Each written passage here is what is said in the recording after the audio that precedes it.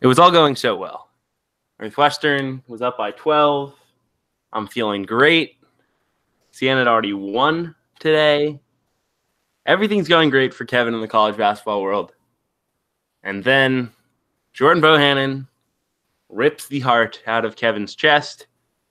And then Kevin realizes he has to go on a pod and talk about it 15 minutes after. That's where we are. It's been 2 weeks since we recorded an episode of the CBB Central podcast. But we're back now. We had a little busy weekend with the Super Bowl, with a lot of midterm stuff for me. Busy times. But we're back here with the pod. And Brad, how you doing, my man? I think you're probably doing a little better than me, despite the Siena win earlier. This was a killer. No, I mean I'm doing okay. I'm still coming to terms with the fact that my team, Providence, is not going to be in the NCAA tournament.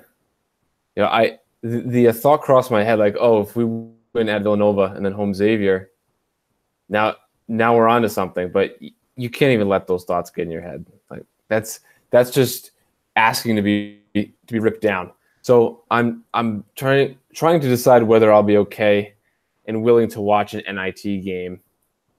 So that's where I'm at right now.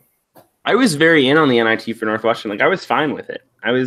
We're different programs, obviously, and have not had the success Providence had over the last several years. But like, if Northwestern wins this game, obviously there was this back of my head thing when Northwestern was up by 10 to 12 was like, if they win this game, could they go, come home, beat Rutgers, then go on the road and at least beat Nebraska or Ohio State?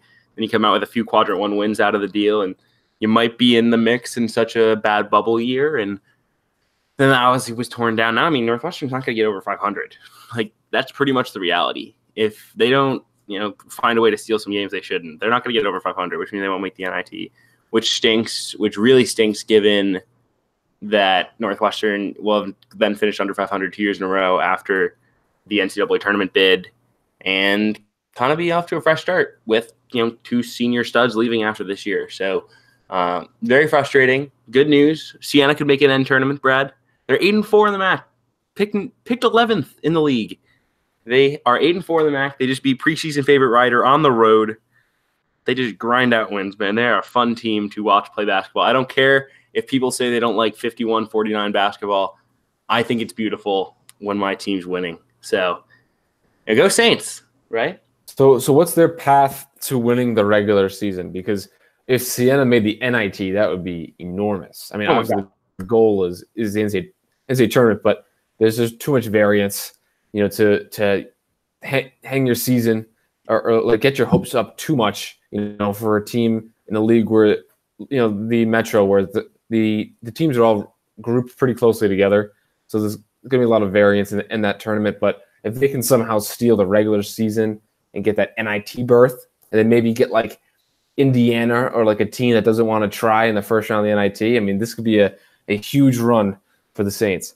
I was thinking about it. Like, obviously you want to win the MAC tournament. Like, that's the big thing. Is like you want to make, but like in terms of the actual game, I think I would be more excited to play a first round NIT game than go to Dayton and then beat a 16. Like the actual game itself would be more exciting to play in the NIT. But obviously you want to win the tournament, so that's kind of the point. The path for Siena basically. So Monmouth's the only team ahead of them right now. They own the tiebreaker because they've beaten Siena twice. They've been Siena's kryptonite so far. So they would need Monmouth to probably lose at least 2 games, maybe 3 of their next 5, which is not that likely given Monmouth has 3 home games in that stretch. They have to go to Rider, but Rider's lost 4 in a row. They're the road games, Manhattan, who stinks. I'm not going to count it out. I'm not very high on the possibility, but if Siena has 4 home games in a row coming up, if they can just find a way to win all the home games and then split out west, they could definitely win the regular season, which would be some kind of story. Yeah, that would be incredible. I saw them first game of the year against Providence. They looked good. They gave Providence a run. I thought that they would at least be middle of the pack Metro, but with how badly Rider's fallen, and then Monmouth goes from 0-12. You were singing the King Rice, might not be here anymore tune, but now this is quite the turnaround. The whole league's terrible. Like, it is so bad. They're, I think, 28th in Ken Palm. I mean, Monmouth is fine. Siena has like 2 players that are capable of scoring, but they just play really good defense and are well coached, and that just seems to be enough most nights to just find a way. They just like Siena's whole MO is just hit enough threes and have Evan Fisher make enough like horribly weird post shots to win the game. Like Evan Fisher has hit some of the most crazy like fadeaways and like jump hooks that you'll ever see. I mean, that dude, everybody always talks about, you don't want to play post touches in college basketball anymore. Like the mid-range game is bad. You always want to get fouled. Evan Fisher doesn't get fouled. Like he is the modern basketball nightmare because he just takes like turnaround 12-footers in the paint. And it's the funniest thing ever, but he makes a lot of them. He's got a real soft touch. So the Saints are fun, man. They're real fun. They play together. Like, you can watch a team, Brad, and just know that a team is just like very cohesive. It is as cohesive a team as I've ever watched. Well, I'm glad that you're getting a little more enjoyment out of the Siena season than you anticipated and than the Northwestern season is providing. Should we move on and touch on some games, the bigger games from this weekend? Yes, absolutely. We should. There was a lot to talk about. Obviously, headliner, Brad, Duke, Virginia. That's the headline game. And Duke scored 81 on Virginia. Like, that's very impressive. Now, the thing that I took away kind of most from this game was, like, everyone was going to be like, oh, nobody can beat Duke, especially if Duke shoots well. Like, sure. But I've watched these two teams play twice, and I still don't know who the, like, definitively better team is. And Duke has won both games, but I still don't really know that I would say that Duke is clearly better than Virginia. Yeah, so that's the thing. Immediately, you jumped at, all right, now Duke's better, but then like when you put it into context, Duke has an unsustainable shooting night, right? Where RJ Barrett hits like 6 threes. I mean, everyone is drilling 3-pointers at 13 of 21. Yeah. So that's kind of fluky, but at the same time, they've played twice, and Trey Jones didn't play in the first meeting, right? So I think Duke has got to be the superior team. On paper, even watching Virginia, their talent level doesn't really scream like top tier team, like while watching them compared to Duke, but they just really get guys buying into their roles, like whether it's like a Jack Salt, who in this mover blocker offense, he's never going to see the ball ever. He sets screens, but he really excels at that. And Jerome is like such a smart player. Kyle Guy made some shots. Hunter showing off like a mid-range pull-up game too. So they have some kind of top-notch pieces, right? But when you watch them compared to Duke's talent really stands out comparatively. Well, yeah, and like I think there's no debate that Duke at their best is better than anyone at their best. Like when Duke is hitting jump shots, how do you beat them? Because you've got like a 6'7" dude who can get to the rim whenever he wants in RJ. You've got a 6'8" monster truck who can literally be standing on the other side of the court and then run across and block a shot in Zion Williamson. You have Cam Reddish, high-level shooter, really good point guard in Trey Jones. And then some okay pieces at the margins like Jack White, Delorier, who's solid on defense. Marcus Bolden can block shots. O'Connell can come off the bench and shoot. Like nobody's beating that when they play well, and like playing well is like shooting well. I think is the biggest thing. But on like a night in night out basis, we've seen Duke lose to Syracuse at home because they shot horribly in Syracuse at threes, and we saw them play down to Boston College and play down to Georgia Tech. And like we know those performances are going to happen because they're a team that is reliant on streaky shooters. And that's okay. Like I think Duke should clearly be the number 1 team in the country. I'm not saying that, but I think if you played these two teams 10 times, I don't think I'm picking Duke more than 6, probably 5. And we've just seen 2 of those games and Duke has won both. But they've been, very, very close, contested ball games. Absolutely. And then in terms of Virginia, I thought Giacchite was actually playing really well. He was hitting some shots, and then he goes out with some sort of concussion-ish injury, and then Jay Huff is really starting to turn the corner. It felt like he played more than he did. I saw the box where he played like 13 minutes, but I mean, he was out there. He was hitting shots down the stretch. He's super mobile. He looks like a great long-term piece in kind of the air at that center position.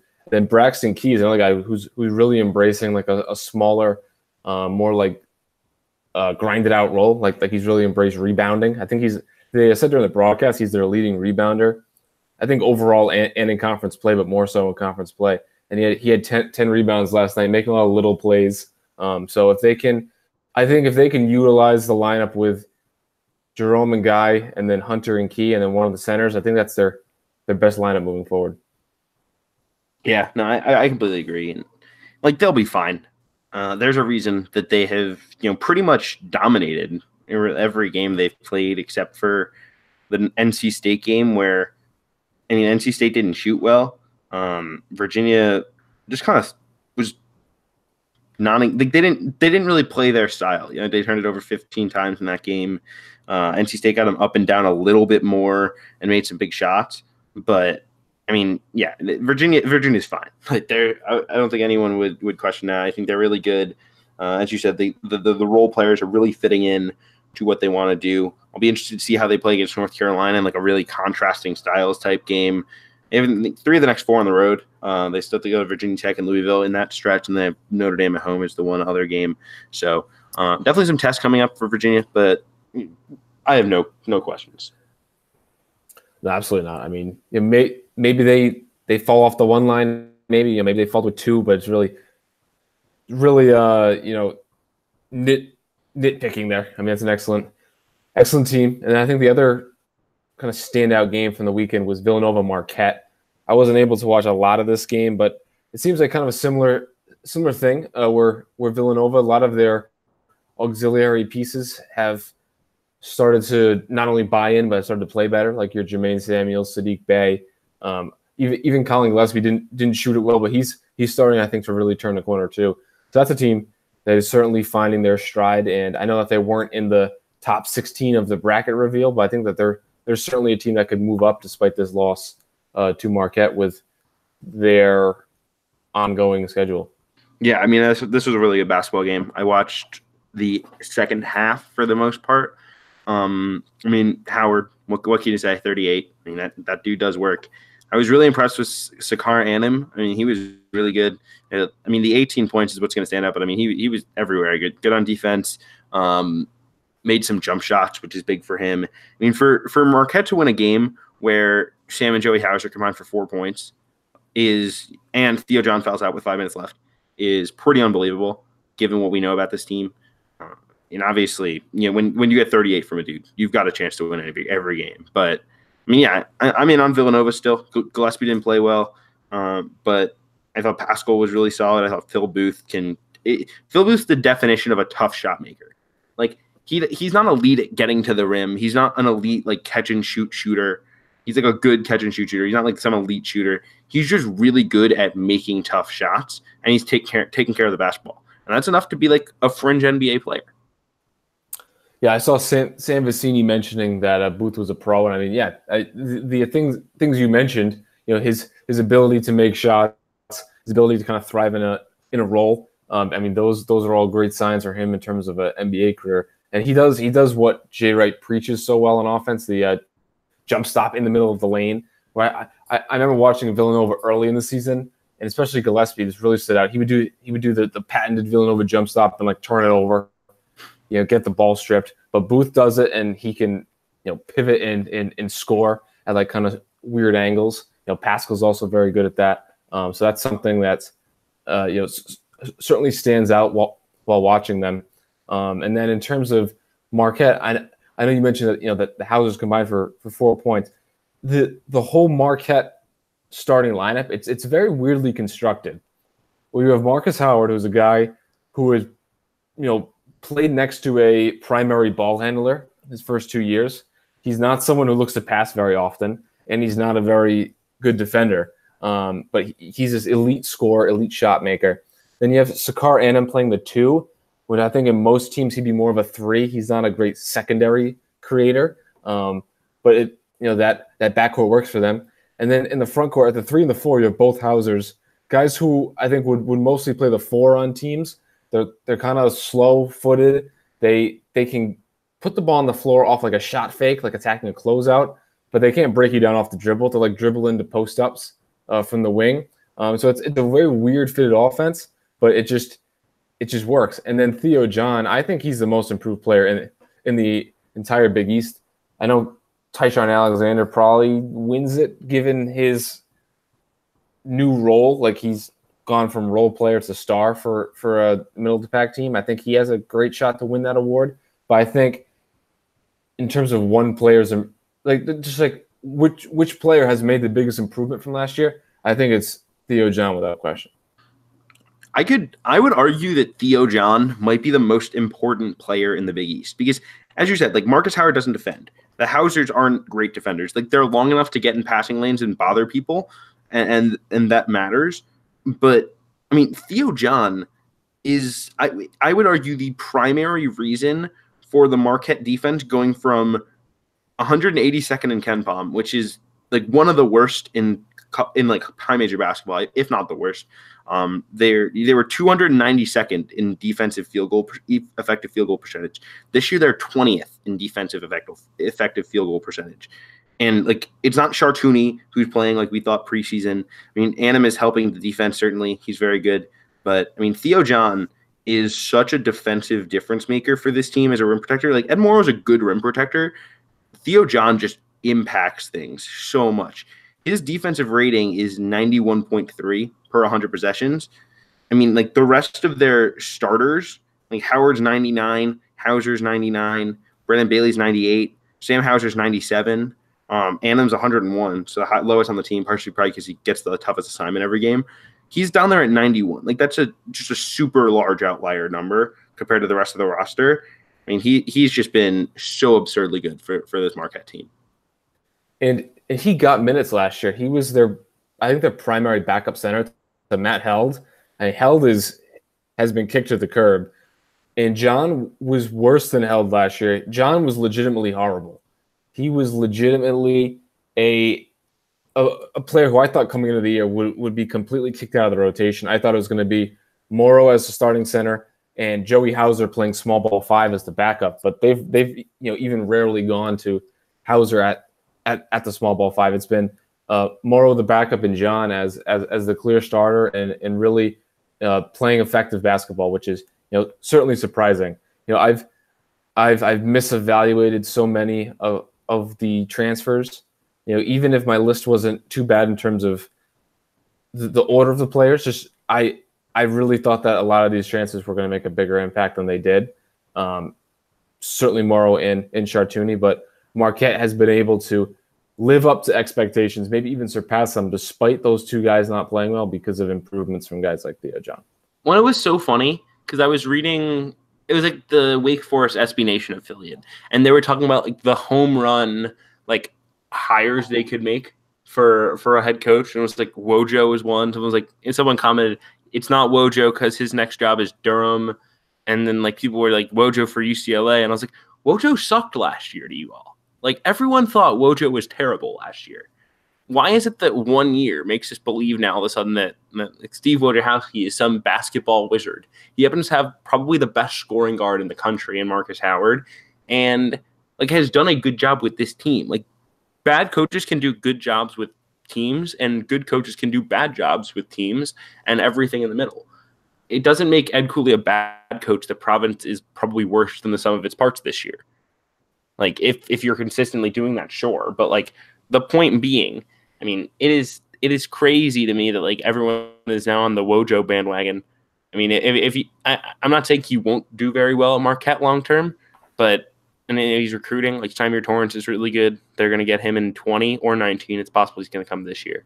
Like they're recruiting. That's great. Kobe McEwen's going to be good. But I think it's crazy for everyone to all of a sudden be the biggest Marquette fans in the world and the biggest Wojo fans in the world. Yeah, because I mean, it took him a long time to build this roster. I mean, this is his 5th year. They were in the NCAA tournament 2 years ago, and that was the first time Marquette in the new Big East had made the tournament, and they were probably the team in the best shape coming into realignment. and they are looking at their second NCAA tournament in the 6 years. But they've really built a great team, but it did take a while. And I think even if Howard leaves, they should be very good, like top 25 good next year with Kobe McEwen in there, with Greg Elliott back from redshirting, and then another year from their young pieces. But yeah, it's certainly not a home run. I mean, we've seen guys like Brad Underwood, who, I mean, that him going to Illinois, that was the home run of all home run hires, and it's taken him a while to get going. So it's certainly not worth ignoring Wojo's start and how bad they were, even with guys like Henry Allenson and stuff. So the Katine Reinhardt team that made the NCAA tournament, I don't know. I had a big thing for Katine Reinhardt. I thought he was really good. Well, he was really good as a freshman at UNLV, right? And then he just kind of bounced around as like sixth man everywhere else. He was just like a fun player, you know. And they had Juwan Johnson too, who was a sneaky 5-star recruit that just never panned out until his senior year. He was like a double-figure scorer. Yeah, no, that was a really fun Marquette team. They stormed the court after they beat, I want to say, Villanova. They beat someone in this, and like they stormed the court, and then they interviewed Katine Reinhardt, and there was a whole thing. I remember vividly. I don't know why it like locked them into the tournament. It was the whole thing. Anyway, Brad, before we move on, any more games you want to talk about? Also, do you want to talk about the top 16 that was released? Any strong takes from that? No, I have no strong takes. I was hoping that Villanova would get in, because then, you know, that could mean more Big East teams would get in if they thought higher of Villanova. But it seems like Villanova was close. The Furman loss actually aged pretty well. The Penn loss isn't aging as well, but Furman's like 55 in net or something. You remember when they were ranked? it's going to be a quadrant 2 net loss, but I mean, Furman's also the third, maybe the fourth. Furman, in my money, is the fourth best team in the SoCon, which is just like absurdly wild. Like, I would take Wofford, UNCG, and ETSU all over Furman. I mean, that's how good that league is. It reminded me of this when you mentioned Wofford. But, you know, we talk about Washington for a minute, how they've lost to the five best teams that they've played, and they have beaten no one anywhere close to an NCAA tournament team.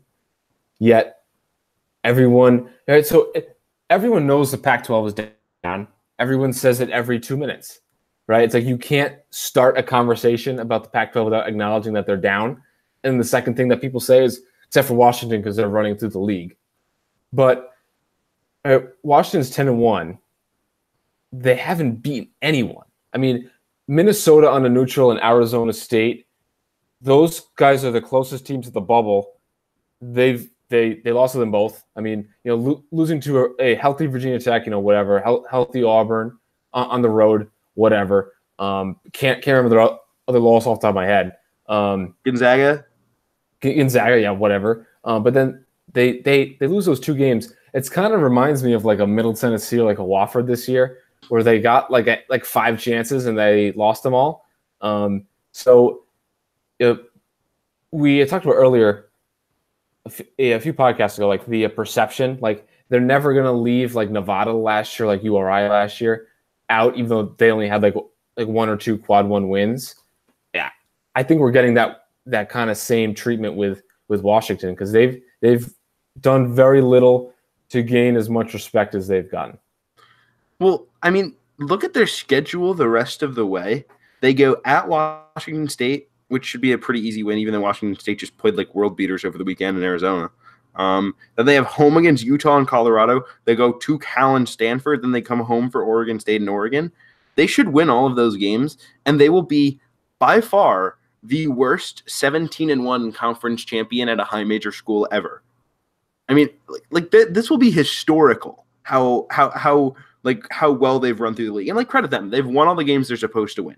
The only loss they have is the at Arizona State loss. They don't have any bad losses on their resume, which is good. I mean, I think they should clearly be a tournament team just because of the bubbles week. I mean, like they have their metrics are good. They have no bad losses, and they have some okay wins. They have 5 Q2s because the Pac-12 has a lot of Q2 teams.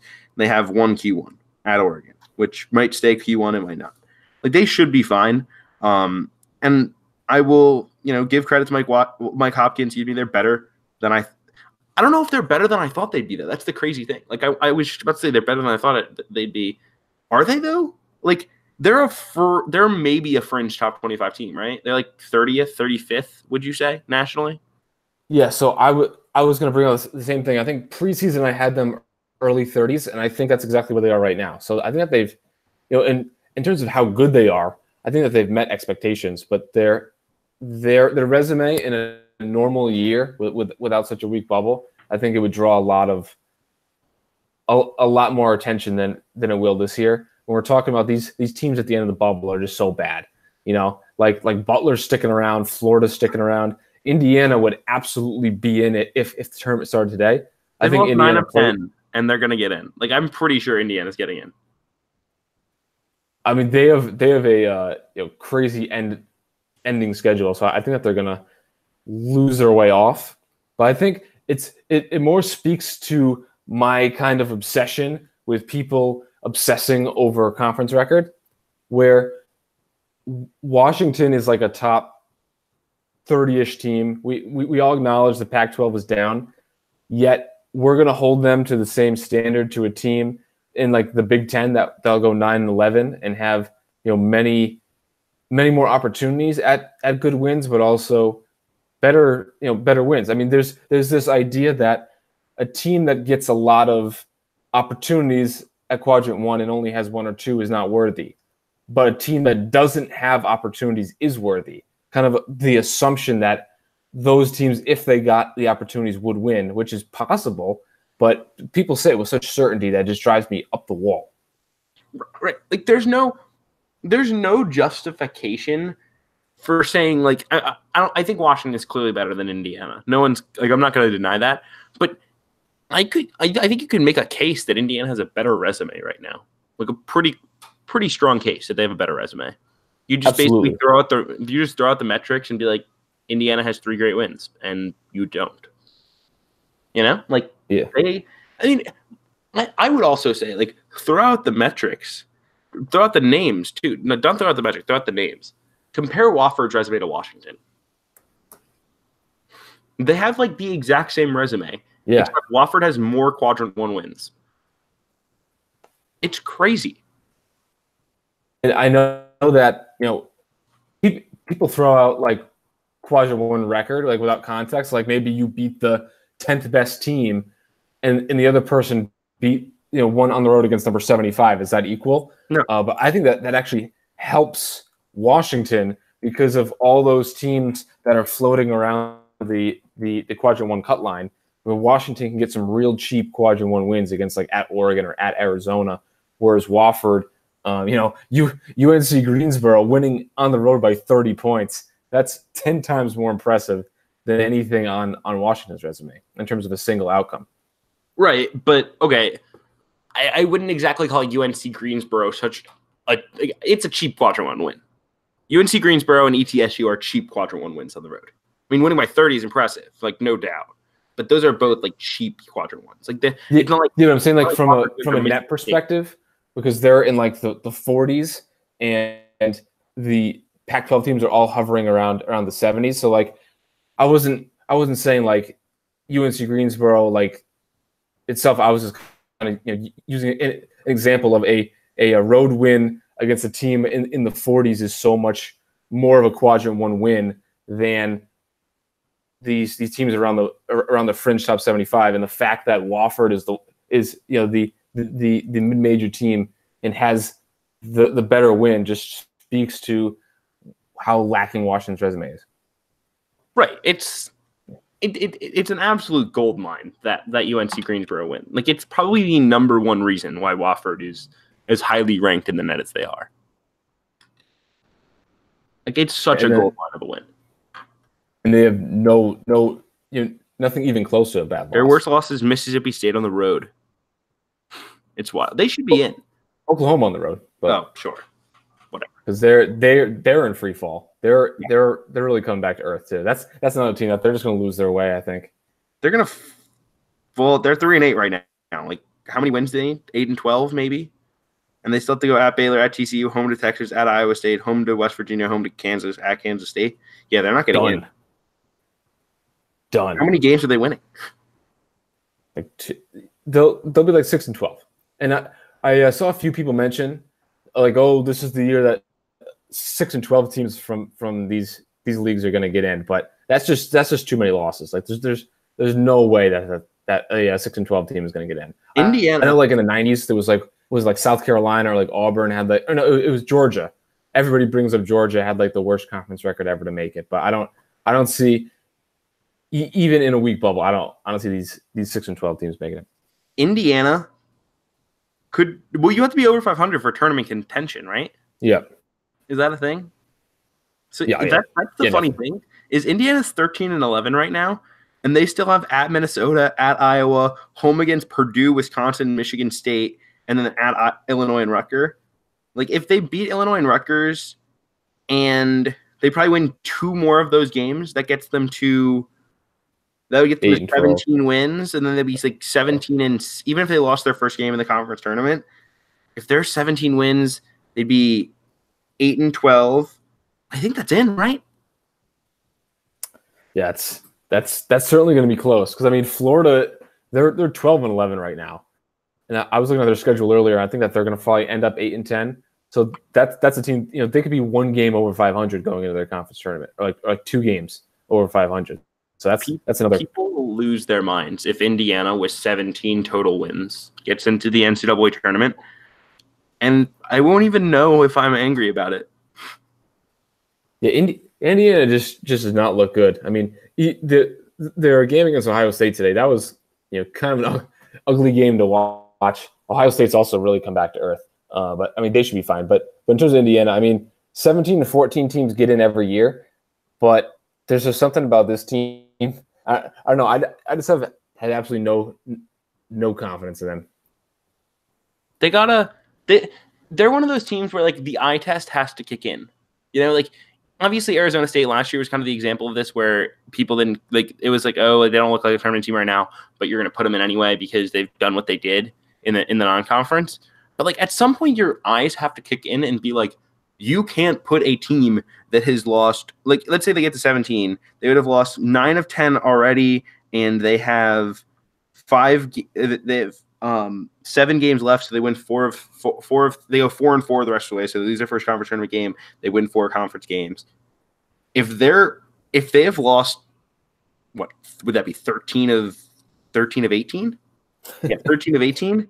And they get into the NCAA tournament, there will be riots in the streets when like UNC Greensboro doesn't get in that large bid. And like Indiana had a nice non-conference. Arizona State's last year was on another planet. Like that's one of the best non-conference performances of all time. And so they had to get in because that was just sheer dominance.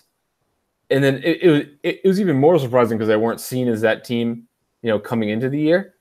I'm trying to pull up what their specifics. I know they had the win at Kansas. That was crazy. They beat San Diego State at home, Kansas State on a neutral, Xavier, who's number 1 seed on a neutral.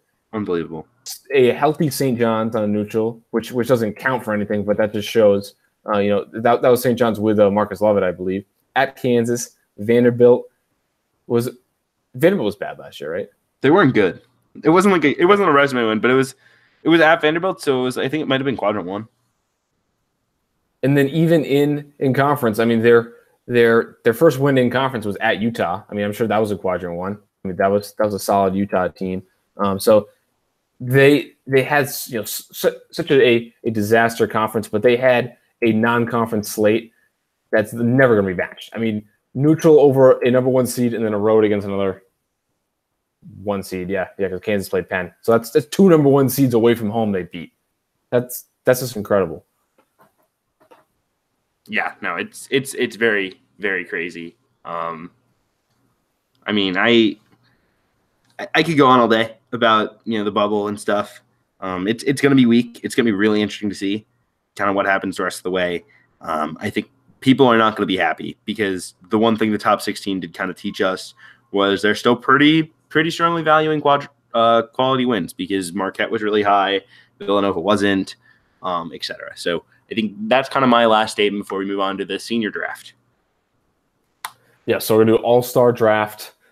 Only seniors. I mean, that's how the college all-star game is. I mean, the college all-star game is always very watered down because it's, guys who are playing for anything aren't participating.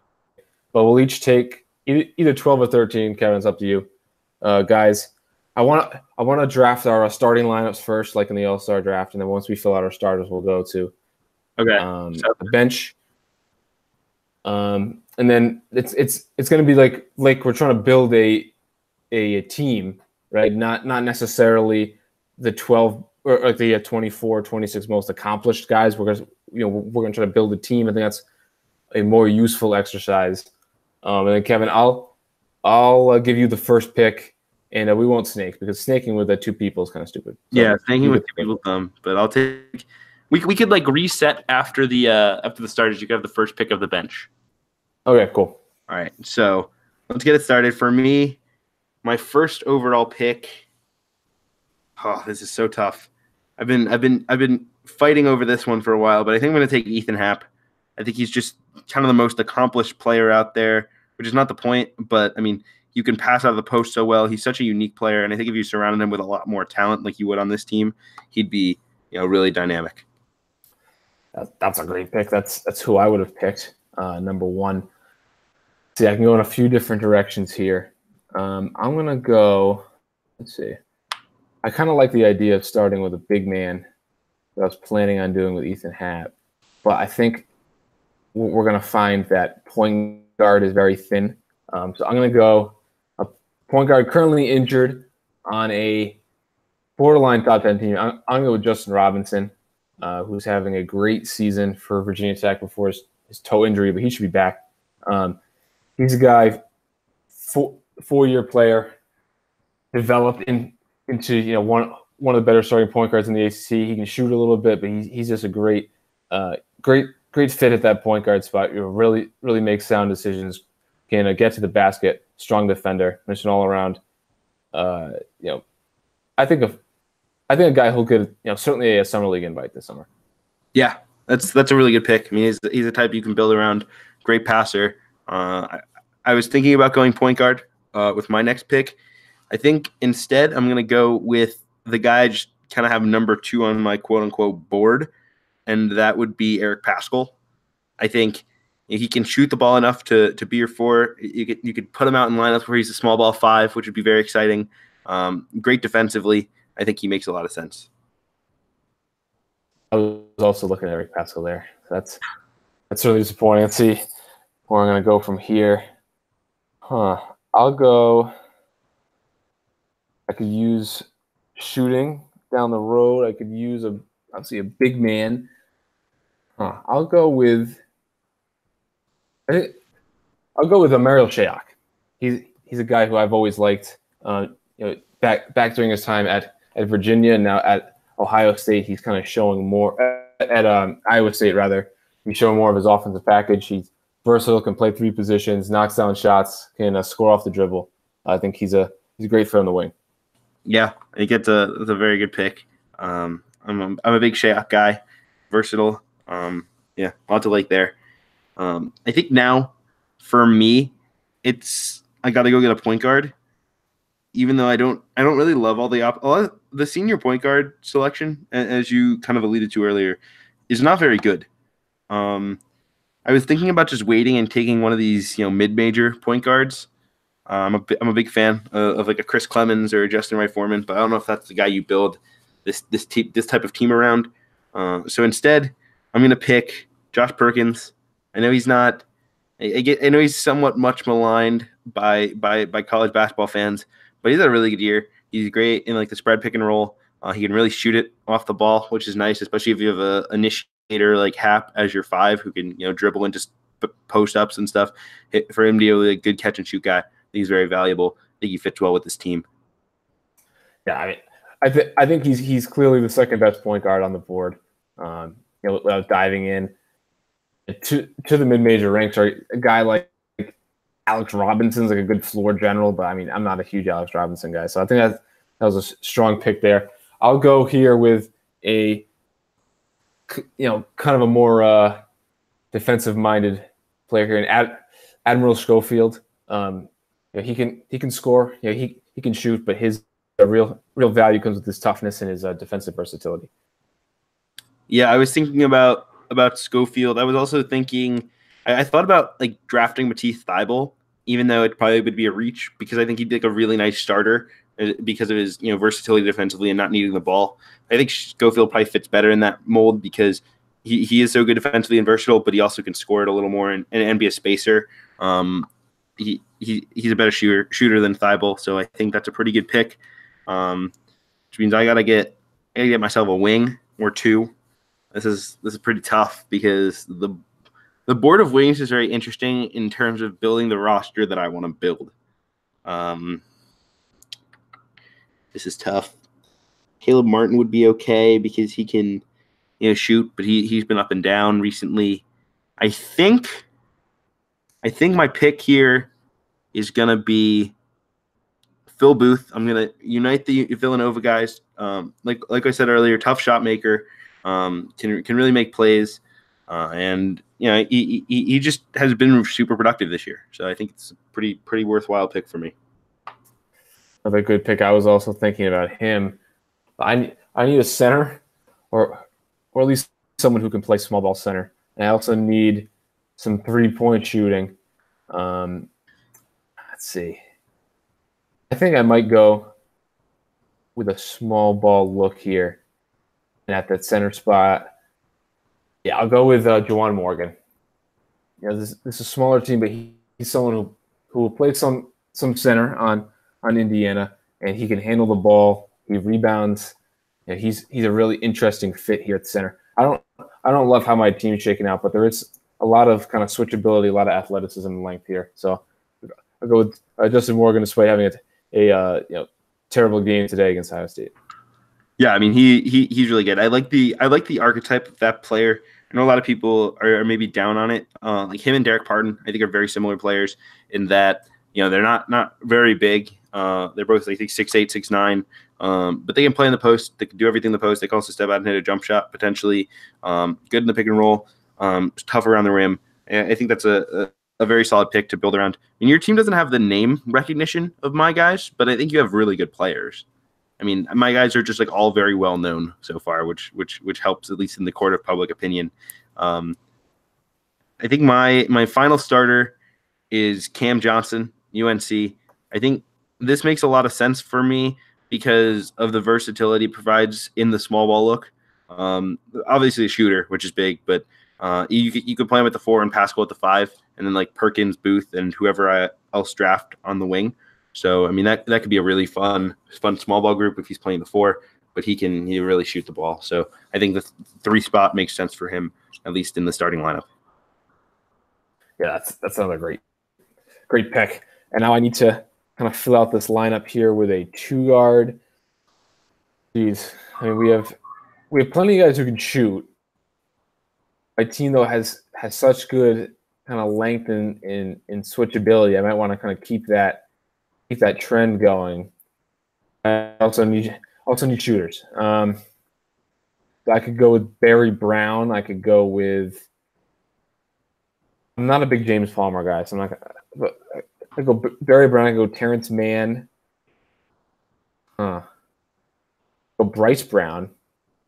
I'll actually go Corey Davis from Houston. He's someone who was more of a shooter last year. He really took a leap this year. He's a complete offensive player. He's a tough defender, and now he can put the ball on the floor and attack as well as being a knockdown shooter. Yeah, no, that's a good pick. I watched a fair amount of that Houston game today. I know you tweeted about it earlier, so I don't know how much you watched, but just kind of a sidebar. I mean, that was a really good basketball game. Like I was very impressed by Cincinnati. I was more impressed by Houston. DeJon Jarreau was terrific, especially down the stretch. If he can be that guy the rest of the way, that's a Final Four contender.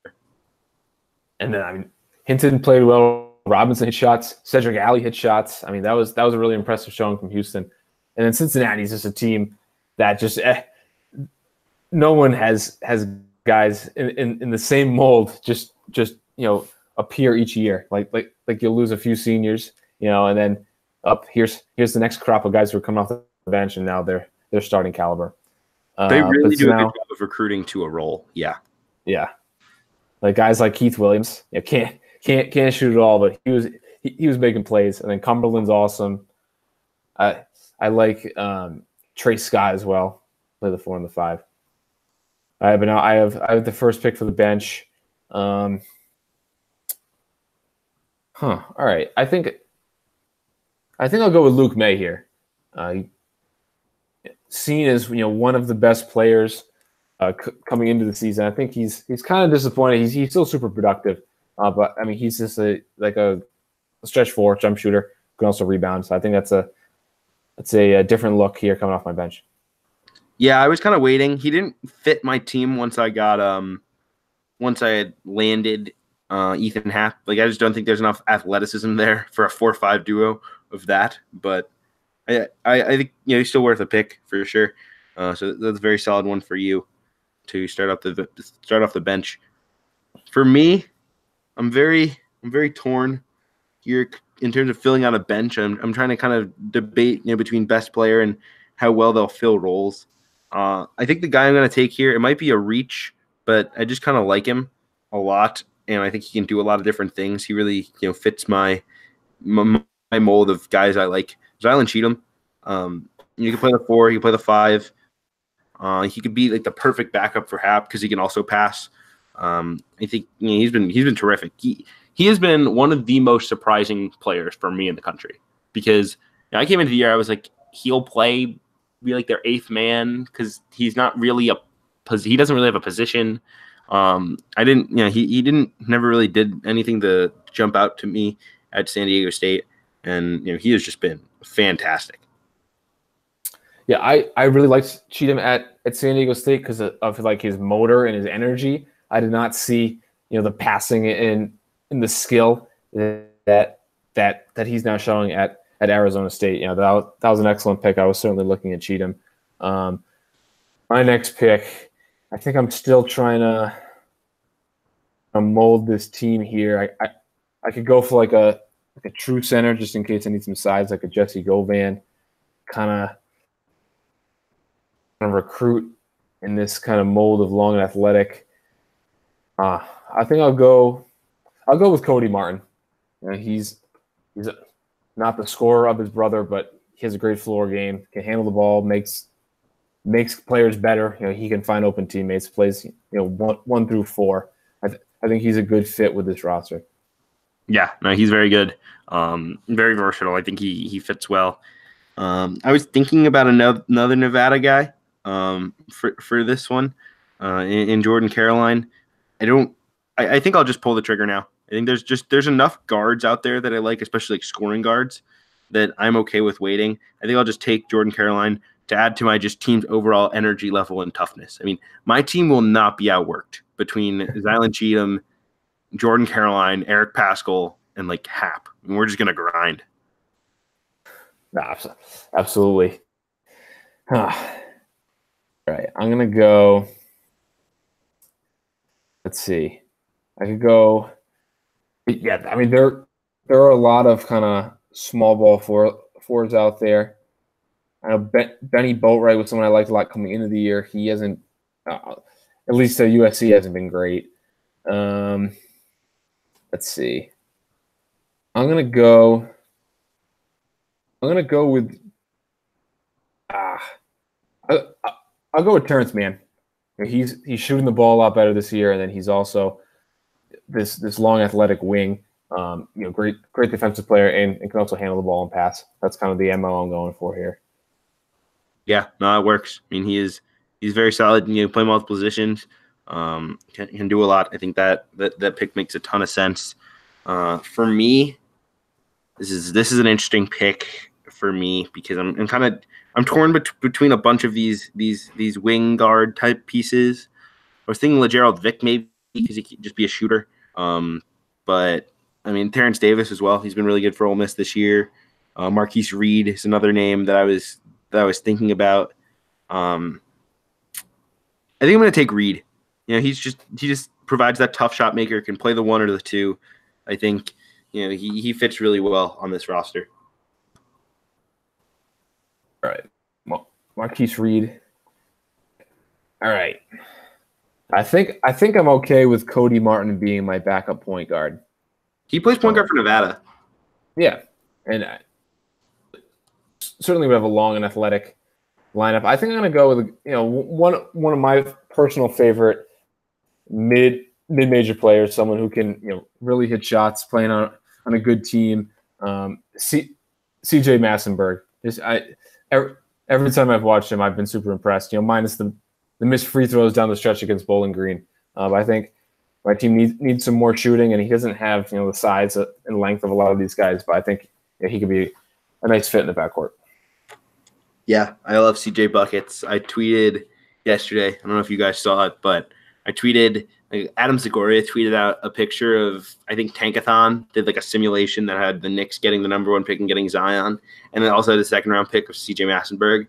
And so I tweeted like, wow, they got the GOAT and Zion Williamson in one draft. Wild. I mean, I love that dude. He's just so tough. He can like rebound like a 4. He can shoot it like a 2. He can pass it. I mean, he's not an initiator really. I think that becomes a misconception, especially when he hits. Like he'll get assists, and people will be like, "Oh, is he like a 6'4" point guard at the next level?" And like, no, he just kind of moves the ball smartly.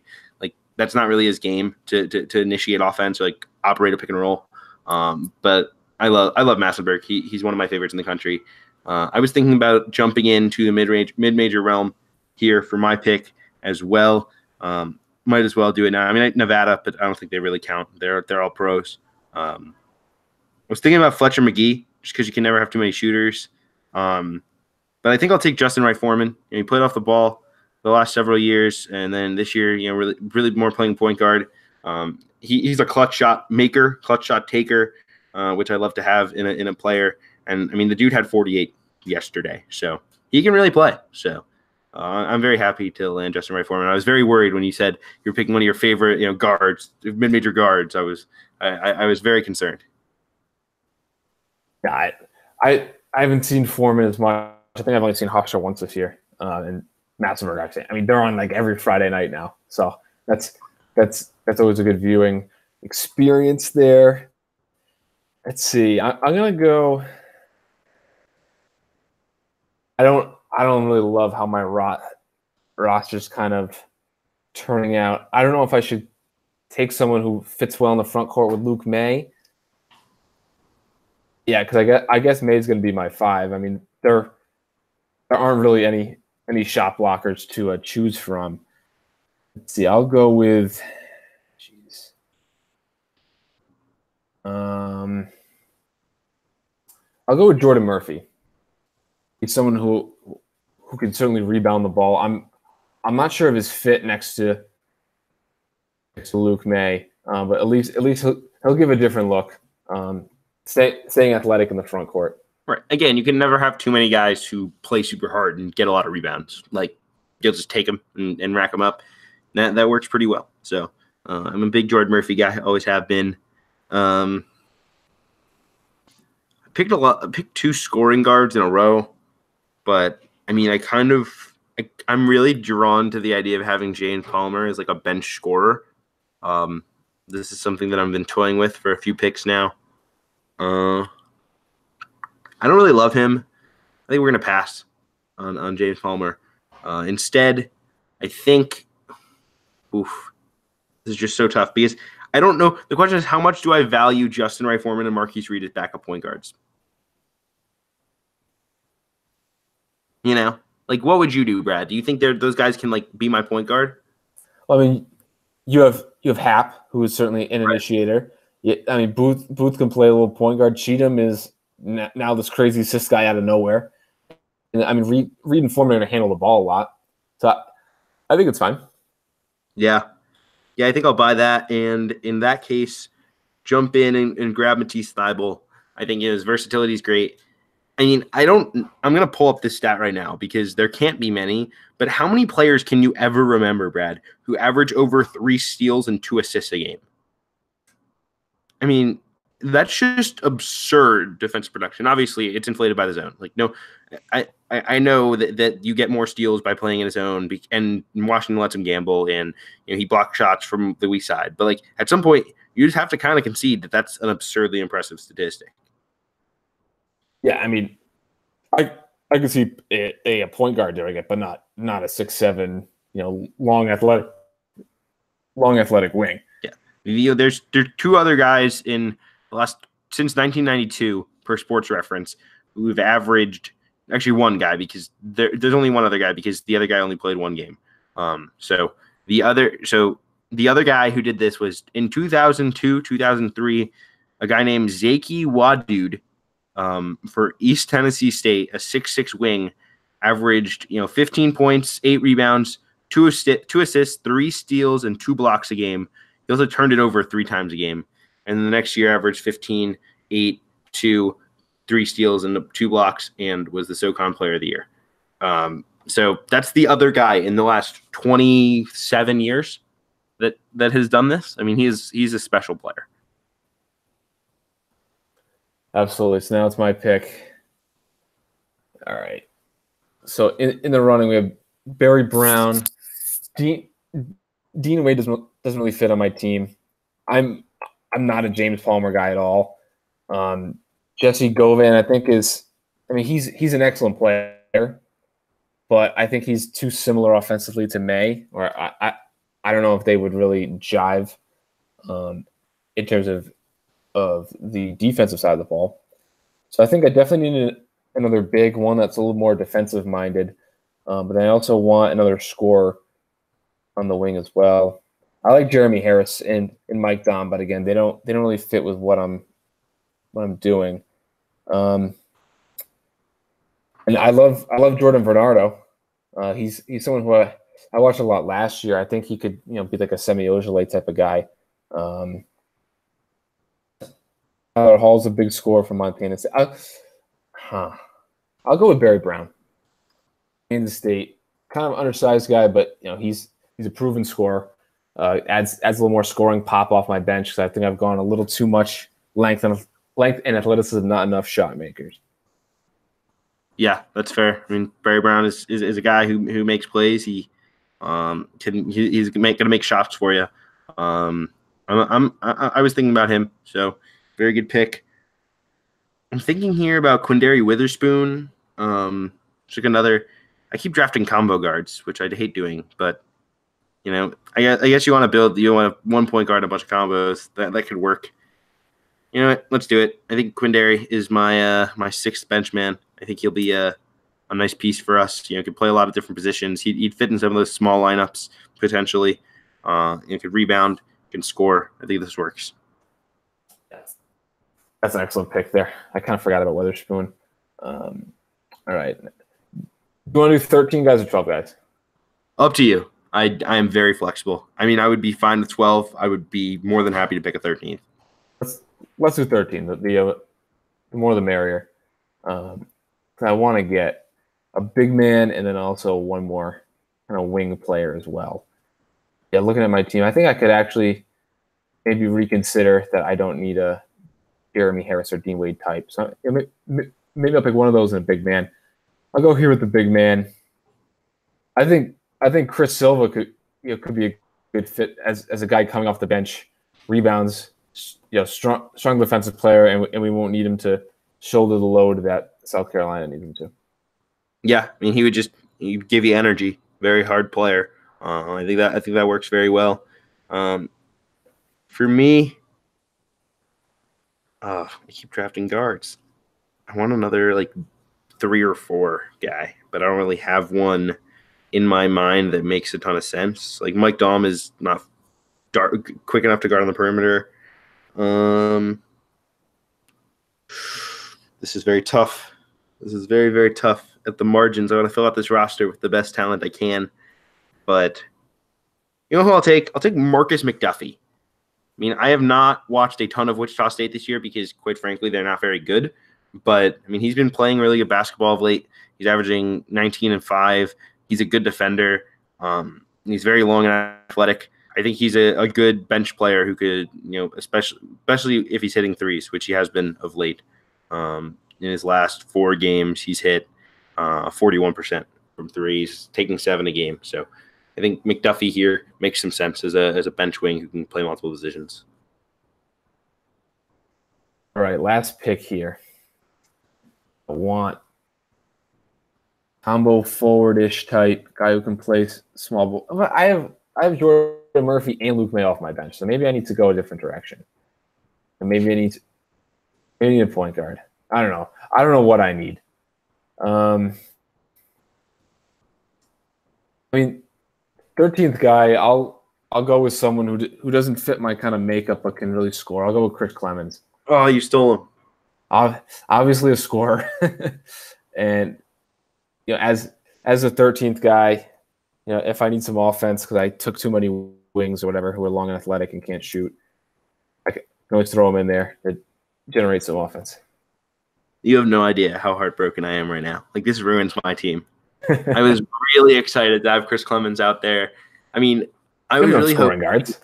Be up 15 on like a team with 2 minutes left and put Justin Wright Foreman and Chris Clemens on the floor together and just say, go to town, boys. That would have been lit. But alas, we can't do it. Very disappointing. Anyway, I don't know. I picked a lot of these kind of big wings. I could have taken Vic Law over McDuffie. I can't really take both. They're not really they don't really fit together. I think I'm gonna take Marcus Towns from Loyola. This is a guy I've watched a ton over the last 2 years in person. I've probably seen more of him than any non-Northwestern player in the last 2 years in person. I mean, he's my guy. I really like him. He's plays very hard. He was the one guy against Nevada who could consistently create a shot. He could shoot a three. He can pass the ball. He's kind of like Massenberg in respect where he's not going to operate a ton of pick and roll, but he keeps the ball moving, makes the smart play, throws backdoor cuts, etc. Can rebound, can guard multiple positions. I'm shouting out my guy Marcus Towns because I wanted one more mid-major guy on the roster. Yeah, I mean there were a ton of great mid-major guys still on the board. Guys on really good teams too, like Garrison Matthews, Isaiah Pinheiro, Fletcher McGee. I like John Conchar's game a lot, but he didn't make a ton of sense. He's kind of a fringe inclusion on our kind of player pool anyway. One guy on the player pool, which Brad made up very graciously. You missed, Brad. Frankie Ferrari. Where's Frankie? I mean, I guess with the point guard, the lack of point guards, I guess he could have been included. I nearly drafted him. I really did. It was close. But no, we'll take it. I think I made out very well. I built the roster the way I would want to. Versatile wings, guards who can score, and bigs who can pass. It's the dream. Who do you think were the biggest snubs? Ooh, I mean, Gerald Vick has played really good. Like the fact that he didn't get picked, I think is kind of a snub. Dean Wade is super important. I think, and Palmer produces big time. So I think those three guys make a ton of sense for quote unquote snubs. Bryce Brown, surprised he didn't get picked. And then obviously the mid-major guys, it kind of depends on your fit. But I mean those guys, a lot of those guys can play anywhere in the country. Yeah, I mean I took a couple, but there was a lot of overlap with them. I think in a couple other snubs. I mean, Robert Franks is a big scorer. Obviously on a bad team. Caleb Martin's a big name. Obviously Mike Dom's a big name. Shiz Alston's on a pretty relevant team. He's a very good player. If you would pick Justin Robinson, maybe I would have picked him to be my point guard, but there's a lot of overlap, a lot of scoring guards, not a ton of traditional point guards and centers. Yeah. Well, I mean, any traditional point guard who's very good is probably not making it 40 years, right? Like that's kind of the point. Yeah. I mean, the wings, I guess like a good like 3-and-D wing is gone. But like you can have kind of an undersized wing, like a Quindary Witherspoon, for instance, is like a 6'4" 2 guard who doesn't shoot that great. Or like a Pascal didn't really come on until this year. Like Cam Johnson's an older guy who couldn't do anything but shoot until this year. Like Caroline's undersized. Marquise Reed's not really a point guard. Like those are the types of guys you wind up who are like stud seniors, and you could still build a good college team around those guys. But I mean, that's the challenge. Absolutely. And I mean, I think normally we would get more good senior point guards, maybe not like super athletic or like great shot makers, but at least guys that were more steady. Maybe guys that average like low double figures, but it seems like we're a little short on those this year. Well, yeah, I was trying to think of like some juniors, just kind of for reference of, what are some really good point guards that like wouldn't be eligible this year, but like would in a normal year. Like Ty Jerome would be one, Cassius Winston, which would both probably be better than. Would you say both are better than Justin Robinson? Probably. Oh yeah, I think so. Xavier Simpson is a junior, I believe. Carson Edwards, if you count him as a point guard, is a Marcus Howard. Marcus Howard, who's not going to make it to his senior year, I don't think. Cowan is a junior. So yeah, there's a lot of junior point guards. Even like a Jordan Bohannon, would I think I've had a chance to get picked here? Probably not, but like is a decent, college point guard. I probably should have included Christian Cunningham too. He's been incredible. It's like the strangest grad transfer success story. I thought he had no shot. Yeah, I thought he was just going to be like 7 points, 4 assists. Louisville would be in the NIT. Oh, I thought he was be worse than that. Oh, really? I didn't think he was going to make the rotation. Who did you think was going to be their point guard then? Perry? Darius Perry. Yeah. I was in on the Darius Perry and Quan Four point guard situation. That didn't work out so well. But, Louisville's incredible. Like, shout out Chris Mack. Yeah, I mean, either David Pageant could be the worst coach in the history of basketball, but I think the fact that Travis Steele's doing so bad and Chris Mack's doing so good, maybe Chris Mack is just that amazing. Yeah, I mean, he's an absolute miracle worker. On a paper, that Xavier team, I'll stand by this. On paper, that Xavier team was top 30. I mean, they had a great point guard. They had top rated recruits that were coming for their sophomore year that were ready to take the jump. They added veterans. They had strong front court. They had shooters, but it just no one improved like they should, and they have no cohesion, and everything just fell apart. Right. I mean, like Gooden is not a stud point guard anymore. I don't think most people would say. Marshall's been fine. He was awesome last year, though. Right. But like, also had Trayvon Blewett and JP McCura with him. And Karam Cantor. True. Karam Cantor was fun, man. I loved him. Yeah, he was really good. Anyway, I think that probably does it for the pod, right, Brad? Yeah. So we'll wrap this one up. Appreciate you all listening. Hope you are joining me on the Siena bandwagon, because there won't be too many better mid-major stories in March than a Siena team that was picked 11th in their league having a legit chance to win their conference tournament. Like, that's pretty cool. You don't see it every day. Shout out Jamie and Christian.